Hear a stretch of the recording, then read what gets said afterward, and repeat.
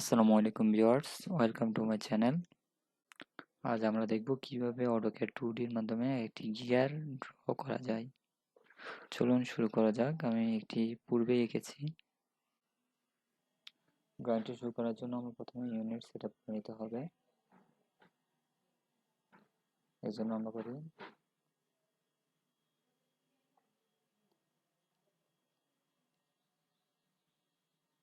UN,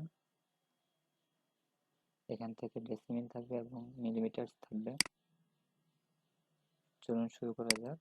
প্রথমত আমরা circle নিলাম এবং 50 রেডিয়াসের একটি সার্কেল নিলাম।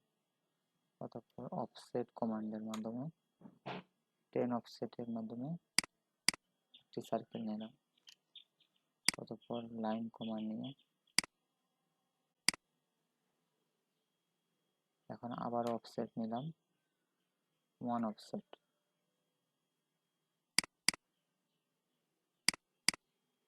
আবার অফসেট নিব, এবার নিলাম 2,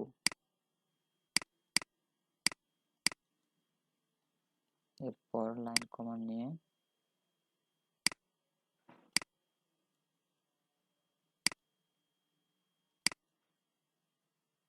এখন আমরা ট্রিম করব TR,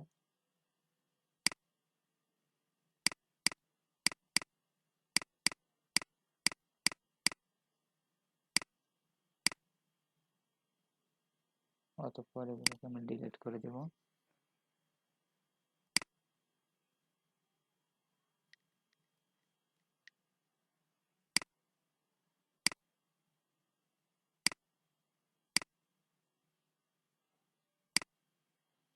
ডিলিট করে দিলাম। এখন আমরা আরেকটি সার্কেল নেব, এটি হবে 10 রেডিয়াসের। অতঃপর আমরা এই সার্কেলটি ডিলিট করে দিলাম। আমরা এই অংশটি সিলেক্ট করলাম এবং পোলার অ্যারে নিলাম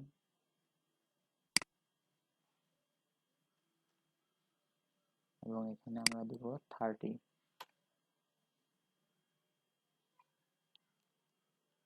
অতঃপর আমরা ব্লেন্ড কার্ভ নিলাম। এখানে একটা জিনিস আগে থেকে স্মরণ রাখা দরকার, এই সবগুলো এখন একসাথে রয়েছে, এগুলোকে আমাদেরকে এক্সপোর্ট করতে হবে। এই জন্য আমরা কিবোর্ড থেকে EX, এই যে দেখুন EX এক্সপোর্ট চলে এসেছে, এক্সপোর্ট নিলাম, অবজেক্ট সিলেক্ট করলাম এবং এন্টার দিলাম। এখন আমরা ব্লেন্ড কার্ভ করব। এই জন্য প্রথম অবজেক্ট, অতঃপর এটি সিলেক্ট করলাম, রাইট বাটন ক্লিক করে এসপি লাইন সিলেক্ট করে কনভার্ট টু পলিলাইন দিলাম, এন্টার দিলাম। এখন এটি সিলেক্ট করলাম, তারপর আবার পোলার অ্যারে নিলাম এবং এখানে যথারীতি 30 দিলাম।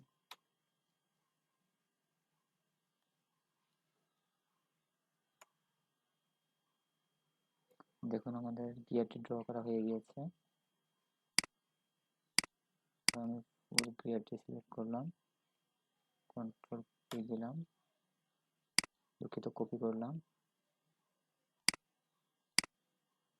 এবার আমরা হ্যাশ কমান্ড নেব, এন্টার, সলিড সিলেক্ট করলাম।